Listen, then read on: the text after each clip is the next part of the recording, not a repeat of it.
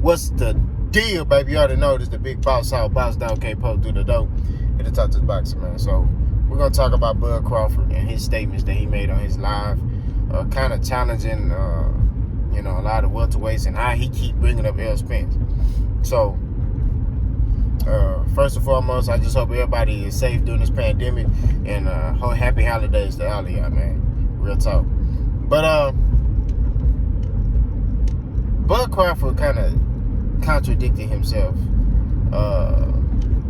talking about other welterweights in the division and discrediting all the fights and that record and everything. Look, I'm just gonna be blunt, okay, and be frank. Bud Crawford is a hell of a fighter, okay. He is a hell of a fighter, and he's highly skilled. But your resume at 147 at welterweight is not better than Shawn Porter's. Shawn Porter done fought Keith Thurman, Danny Garcia, Ugas, Errol Spence, Adrian Broner, Kell Brook, like Andre Berto. Like, this dude done fought almost everybody at 147. Danny Garcia has a better resume than you at 140 and 147. You know what I'm saying? So, Keith Thurman, better resume than you at 147. Like, I don't understand. You know what I mean? I don't get it. Terrence Crawford has not fought an elite welterweight at 147 yet. Not even a A fighter, like a fighter that's like on the cuffs of being elite. He hasn't fought him. So I don't understand how he could challenge or put himself in a position where he could speak about all those other fighters. When those guys fighting killers, these guys are fighting each other. Okay? You know what I mean? Like, Terrence Crawford's the one, when Shawn Porter said, hey, I'll fight you, you know, you was basically like, and then y'all, you was just like, man, I got something else going on right now. And then Shawn Porter said, okay, I can respect that. I won't say he said he was going to fight him. I think he said he's willing to fight him. Correct me if I'm wrong. But he said he's willing to fight him, and he would want to fight him. And Terrence Crawford said, well, I got something else cooking up in the reservoir, something big. So that's Shawn Porter said, okay. Because they friends. Which I don't understand that, but whatever. You know what I mean? Because I don't give a damn we friends. It's business. We can be friends after we fight. You know what I mean? But, and then Keith Thurman, he says, once Keith Thurman said, hey, he asked for 10 million, he didn't want to fight. He said, oh, I stopped listening. Which I didn't understand that. That would have been a fight that could help people stop saying negative things about you at 147. You know what I mean? You could have literally got some type of credit for fighting Keith Thurman. You would have fought Keith Thurman and knocked out Keith Thurman or just destroyed Keith Thurman. Then, people would be like, okay, Bud out here, you understand? But no, you fight a Kell Brook who got knocked out. I won't say knocked out, who got stopped by Triple G because of his eye, and then Errol Spence messed up the other eye. Like, and then you get him and you knock him out in the fourth round. With one punch. Catch him, hurt him, and then finish him off. I mean, Kell Brook was damn as good. And honestly, Kell Brook was doing pretty good. I had Kell Brook up, but, got caught, Kell Brook was done. You know what I mean? So, you challenge these other, and then you say Shawn Porter and Danny Garcia are not elite welterweights. Which, how are they not elite?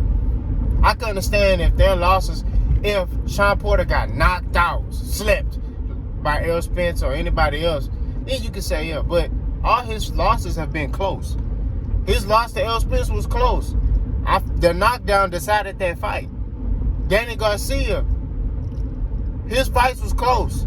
He got hurt by Keith Thurman. You know what I'm saying? He got hurt by Keith Thurman in the first round, but then he fought the rest of the fight. So you have to acknowledge that they're elite. They're not in there getting destroyed. They just get outpointed. You know what I mean? So you have to put them as elite fighters. You have to. They're not in there getting destroyed. They you know what I mean? So that's what I feel like Bud has contradicted himself. Because then he says, oh, you know, I give Sean Porter credit for fighting Kell Brook, you know, and then I give Danny credit for fighting so-and-so, and I give L credit for fighting Kell Brook. Look, man, all these dudes have fought each other. So which means that all these dudes are elite top five welterweights. Because anytime they face lesser competition, they blow them out the water. When Danny fights a B-level fighter, he knocks him out and blows him out the water. When Sean Porter fights a B-level fighter, he knocks him out and blows him out the water. Look what he did to the last dude. I don't know, whatever the dude's name was. Sean Porter destroyed this man. So what I'm saying is, at the end of the day, you can't sit there and say these guys are not elite level fighters. You know what I mean? Who are you fighting that puts you in that elite category? You're not fighting anybody. Who have you fought at 147 that puts you at elite? You fought a Jeff Horn.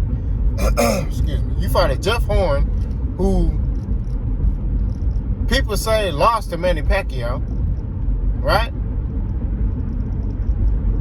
Who been he need to retire. I think his last fight he got knocked out or something like that. So you fought him.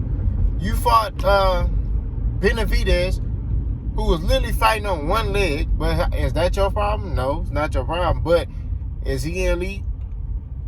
No. And honestly, I mean, to me, in my opinion, you didn't really look that impressive in that fight. To me, you didn't look that impressive. You know what I mean? In that Benavidez fight. You fought a glass jaw Amir Khan, who almost got stopped by Sammy Vargas. You know what I'm saying? So I don't understand how you could try to come for these other welterweights and speak on them. You know what I mean? You try to come for everybody else, but you're not coming for your own promoter who basically disrespected you on all type of levels. Then you keep bringing up Errol Spence's name. You say you want to fight Errol. Then you go on an interview and say, I'm not worried about Errol. I don't want to fight him no more. You know, I honestly don't want to fight him anymore. I mean, it's pointless. Or something along those lines. Which kind of steered me in the other direction, because I'm like, then you got people in your camp making videos, throwing temper tantrums, coming for everybody else, cussing everybody out. Like, we don't, like, no. You cussing at everybody through a video, insulting people. And that's stuff like little kids do, bro. You know what I'm saying? And I'm not trying to come down on Bud Crawford. I'm just trying to make it aware that how your team and the stuff you're saying are making you look bad.